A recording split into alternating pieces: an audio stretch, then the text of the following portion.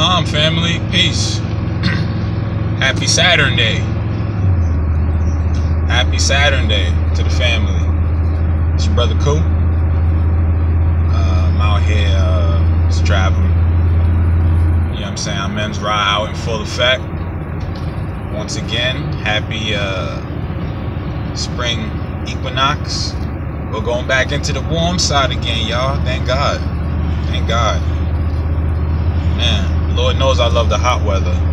Whole lot more than I like the wet and cold season. So definitely appreciate our men Ra for sacrificing the lamb once again.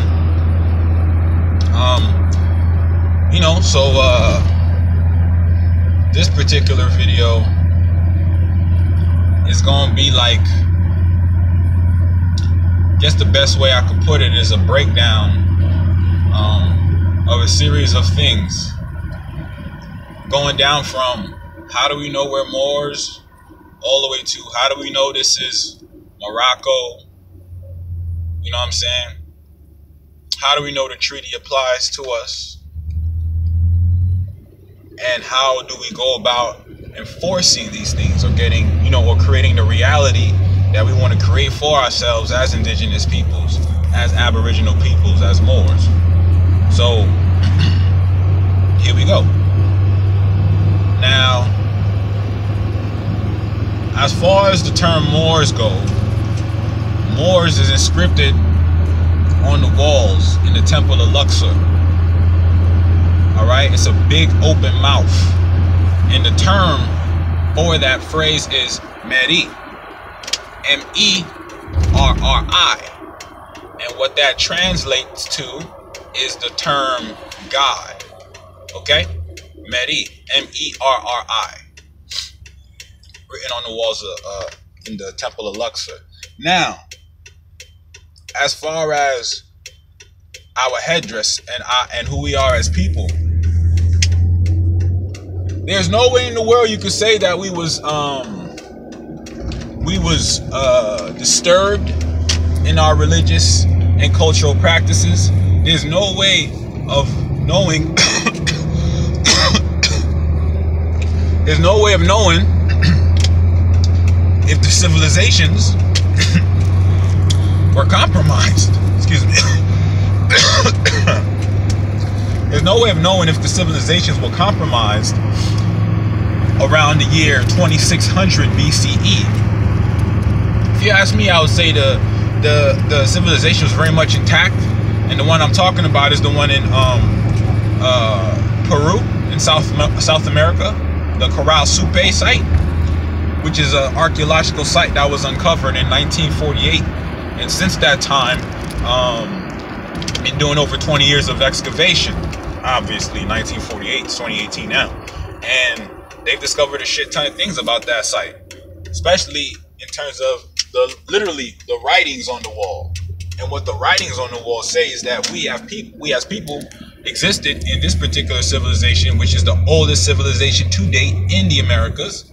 Okay, and we were here in our natural habit with our fezzes on. You know what I'm saying? Practicing our culture, practicing love, truth, peace, freedom, and justice. And so you can't say that our practice or our natural habit is based, you know what I'm saying, solely in religious, or it comes from the so-called European. That's not the case at all. Once again, there's another prime example of that's our shit. And because we're not owning our shit, you know what I'm saying, we're giving the colonizers all the rights to use it against us. You know what I'm saying? And that's essentially what that boils down to in full retrospect. So with that understanding, you know what I'm saying, we got to know, not believe, we got to know that we have a history and a culture here that predates any type of colonialization. So the whole reference point of, oh, we got this from the white man, we got that from the white man, that argument is moot after once you start going back after a certain time period. It is irrelevant, because there were no Europeans around that time, 2600 BCE. So it's irrelevant, completely and utterly irrelevant. So now, how do we know this is Morocco? Okay. If you look at old maps and you start going back, what you begin to realize is that the states that we know today as states weren't always there. For instance, as an example, Florida used to reach back all the way to Louisiana. So at one point, if you look at the I believe it's the 17 and 1800 map of Florida. Florida was Georgia, the Carolinas, going all the way back to Louisiana. All of that was Florida. All of that. You see, but today we just know that little leg hanging at the end of the continent, known as the turtle's leg, right? That's Florida. So what I'm trying to say is, what we look at today as places are not what they were anciently known as. The further you go back, the further you see the truth of where those origins come from. Now, George Washington, right? One of the founding fathers, a deist, a man who studied Islam, a man who had a Quran. He wasn't elected into the office of the presidency. He was appointed. You know what appointed means? That means someone said, yo, you're going to be the guy. It wasn't like, all right, all the free people, let's vote and elect the best guy who we deem fit to be the president. We didn't do that. Okay? So Georgie is the first president of the new government, right? The United States Republic of North America, which is in contract with the Moorish Empire. We weren't in contract with the Moorish Empire to be a part of the United States. We're in contract with the United States because we were tired of warring, not only with ourselves, but with them. So George Washington, in his own letter, written down in his own words with his own ink and feather, right? States that in thanking the Sultan of Morocco in he wrote this letter in 1789, right? Now, mind you, the Morocco we know today didn't come into existence until 1956, and their constitution wasn't ratified until 1962. And we all know, according to international law, no state is sovereign without a constitution, meaning you're not accepted or validated as a state without a constitution. So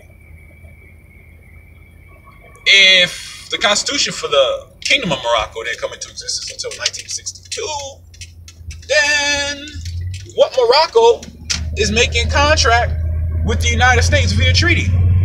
What Morocco are you talking about?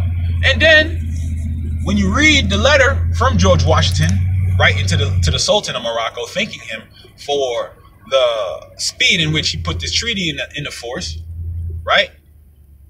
He's thanking the Sultan for granting to him his dominions. His dominions. You know what dominions are? That means it's something that's under your rule, your control, your rulership. It's a part of your construct or your empire. Okay? So why is George Washington thanking the Sultan for gifting to him his dominions? And he's writing from New York. So what does George Washington talk about? Right? And mind you, this is all 1789. This is 3 years after the treaty. Okay? So once you start doing the timeline, you see that things add up. So it's not that we're saying, oh, this is Morocco. It's in congressional records that this is Morocco. If you read Citizenship and Expatriation, you'll see that there's a United States of Morocco. Whoa! You study tectonic plates, you'll see that all of the continents were once all together. And you can see which one split apart. You know what I'm saying? So, history, man. So we know who we are. We know who we are. We know where we stand as people. Okay? We know what we got to do. So, just to clarify a couple things, man. So we have every right to operate with our treaties because we are the descendant of Moroccans born in America. So unless you disown or disclaim your descent, then you are a Moor. All right? If I was born in China, but my parents are descendants of Moroccans, then if I'm born in China, then I'm still a descendant of a Moroccan. I just happen to be born in China. That don't make me Chinese, though. Now, if I was to naturalize and become a Chinese citizen through naturalization, then at that point I'll be a Chinese citizen. A citizen, but still not Chinese. Not by blood. You see? So, we got to put things in proper context, y'all. Alright, so I just want to leave on that note. Once again, happy Saturday. It's a day of discipline. So, get your daily discipline acts in. Stay focused. Keep studying and keep pushing. Alright, family. Islam.